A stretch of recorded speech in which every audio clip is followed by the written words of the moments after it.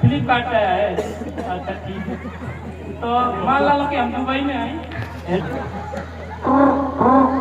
उनका बैठ जाएगा ये इतना महंगा फोन है, इतना भारी है किसी रात ही वजह से कितनी बात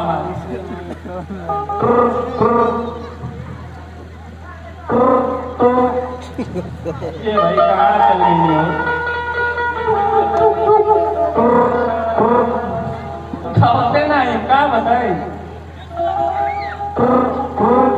हेलो। हाँ हेलो, नमो बुद्धाय जय भीम। नमो बुद्धाय जय भीम।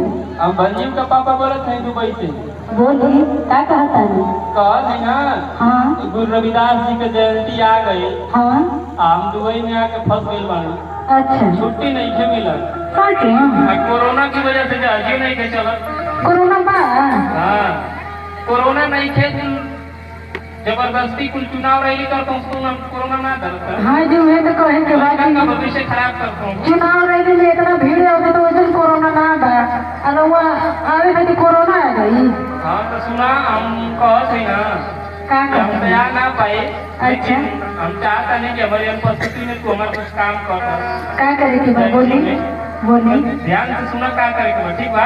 सुनाई। अच्छा ठीक बा, सुनाओ।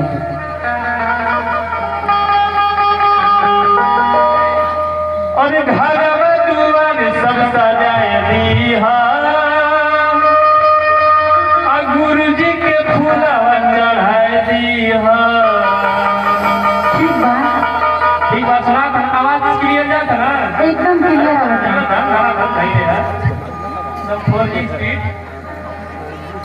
घरवा दुआर सब सजाए दीहा, गुरु जी के फूलवा चढ़ाए दीहा। ठीक बा, हमरो बतिया सुनी। बतावा कि गुरु हमें बाबा रविदास, हमारा पर सैया जे करे विश्वास तैयार रहब सुबह। लेकिन एक बात कहे के पड़ता क्या बोला कि बस कमी बाटे सुनेला तोहार, कि पिया जी हमार, कि तू भागे कैसे आई बतावा कहीं, एक से तम कहत है कहीं। अरे घरवा दुआर सब सजाए दीहा,